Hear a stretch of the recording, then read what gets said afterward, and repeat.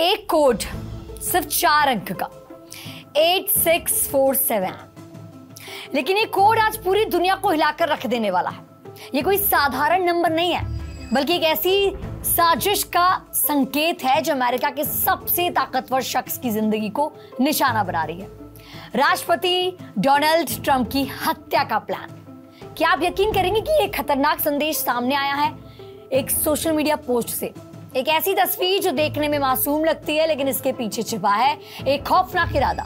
और इस साजिश का मास्टरमाइंड कोई छोटा मोटा शख्स नहीं, बल्कि एक ऐसा नाम जिसने कभी अमेरिका की सबसे बड़ी जांच एजेंसी को चलाया था। ये शख्स जानता है कि कैसे सिस्टम को मात देनी है, कैसे सत्ता के गलियारों में खेल खेलना है, लेकिन इस बार उसने एक ऐसी गलती कर दी जिसने पूरी दुनिया का ध्यान खींच लिया।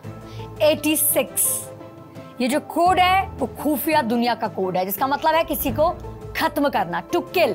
और 47 ये इंडिकेट करता है उस शख्स की ओर जो आज व्हाइट हाउस में बैठा है, डोनाल्ड ट्रंप, अमेरिका के 47th प्रेसिडेंट, यानी 8647 टू किल डोनाल्ड ट्रंप, यानी कि ट्रंप की हत्या का प्लान। ये कोई पहली बार नहीं है जब ट्रंप की जिंदगी को निशाना बनाया गया है। पिछले साल 2 बार उनकी हत्या की कोशिश हो चुकी है, लेकिन इस बार खतरा कई ज्यादा बड़ा है, कई ज्यादा खौफनाक है।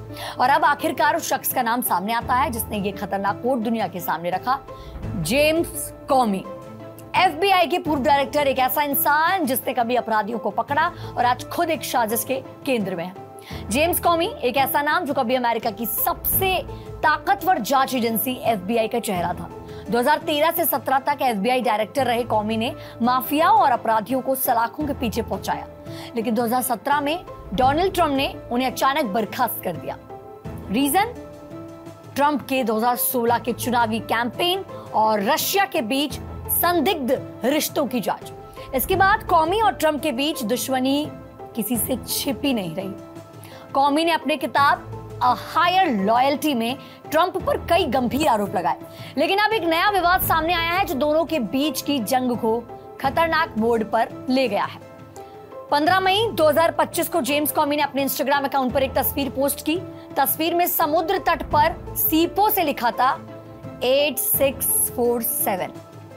कैप्शन था कूल शेल फॉर्मेशन, लेकिन ये तस्वीर इतनी मासूम नहीं थी जितनी दिख रही थी। मेरियम वेबस्टर डिक्शनरी के अनुसार 86 का नया अर्थ मारना भी हो सकता है, हालांकि अभी व्यापक नहीं है, लेकिन ट्रंप समर्थकों का कहना है कि ये कोड साफ तौर पर हत्या की साजिश का संकेत है। इस पोस्ट के वायरल होने के कुछ ही घंटों बाद होमलैंड सिक्योरिटी सचिव क्रिस्टी नोएम ने इसे गंभीर खतरा बताया। उन्होंने कहा कि जेम्स कॉमी ने राष्ट्रपति ट्रंप की हत्या का आह्वान किया है। DHS और सीक्रेट सर्विस इसकी जांच कर रही है। नेशनल इंटेलिजेंस डायरेक्टर तुलसी गबार्ड ने तो कॉमी को जेल भेजने की मांग कर दी है। उन्होंने फॉक्स न्यूज पर कहा कि ट्रंप की जिंदगी को खतरा है, हमले पहले भी 2 बार हो चुके हैं, कॉमी जैसे प्रभावशाली व्यक्ति का ये कदम खतरनाक है। पिछले साल ट्रंप पर 2 हत्या के प्रयास हो चुके हैं। जुलाई 2024 में पेंसिल्वेनिया की रैली में एक गोली उनके कान को छूकर निकली थी। सितंबर में उनके फ्लोरिडा गोल्फ कोर्स के पास एक संदिग्ध राइफल के साथ पकड़ा गया था। ऐसे में ये नया विवाद ट्रंप की सुरक्षा को लेकर चिंताएं बढ़ा रहा है। विवाद बढ़ने के बाद कॉमी ने पोस्ट डिलीट कर दी और सफाई दी। उन्होंने कहा कि मैंने सोचा था कि ये एक राजनीतिक संदेश है, मुझे नहीं पता था कि कुछ लोग इसे हिंसा से जोड़ेंगे। मैं हर तरह की हिंसा का विरोध करता हूं, इसलिए मैंने पोस्ट हटा दी। लेकिन ट्रंप समर्थकों को उनकी ये सफाई पसंद नहीं आई। सोशल मीडिया पर लोग सवाल उठा रहे हैं कि FBI का पूर्व डायरेक्टर होने के नाते क्या कॉमी को 86 का मतलब नहीं पता था?